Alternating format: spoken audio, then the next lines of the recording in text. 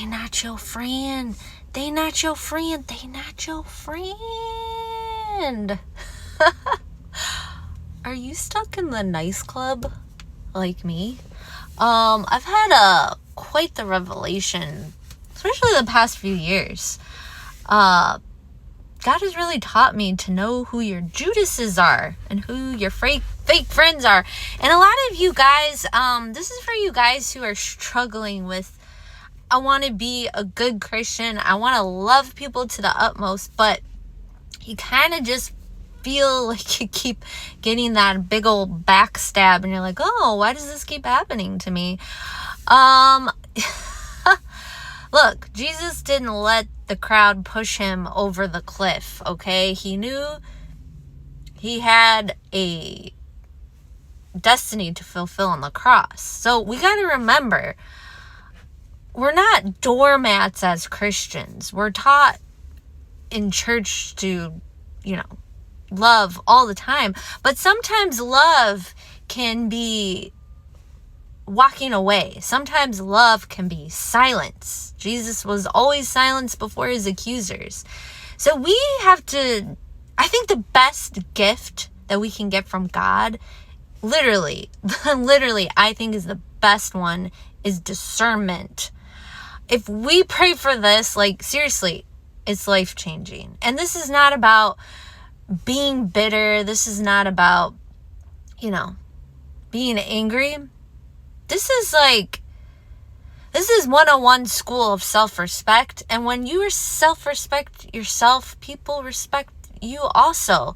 And what that does is create a space for you to not only to protect yourself, but to realize, where you're wasting your energy, whom you're wasting your energy with, and do they really love you? And are they really your friend? Because a lot of you guys are trying to be popular. You're trying to get Sally to like you, and Sally doesn't want anything to do with you, and you keep coming up to her, and you keep wasting your energy. Meanwhile, we got, Ed over here who really needs a friend, and you're wasting your time on Sally. So be friends with Ed. Maybe Ed isn't the coolest guy, but Ed really needs a friend. And you're trying to be popular with Sally, and Sally isn't interested. Okay? So this is to help somebody, because you're just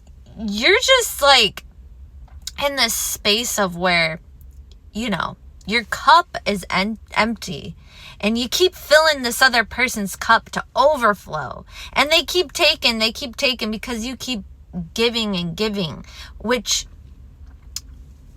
there's nothing left to give Ed. Ed is in the corner because Sally is taking everything you could possibly given.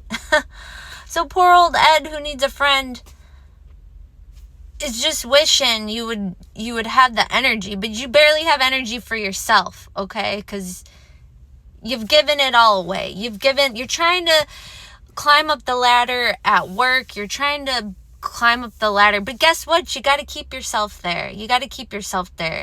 And when it's God's divine friendship, there's going to be a mutual respect. There's going to be a mutual love. There's going to be a mutual care.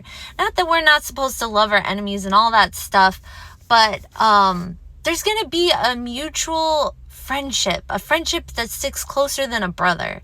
There's going to be love that's not only give and take, but there's going to be synergy, okay? And when you don't have synergy, you just have you just trying, and God's like, look, I'm not in this friendship because this friendship doesn't have your best interests at heart. These people do not have your best interests at heart.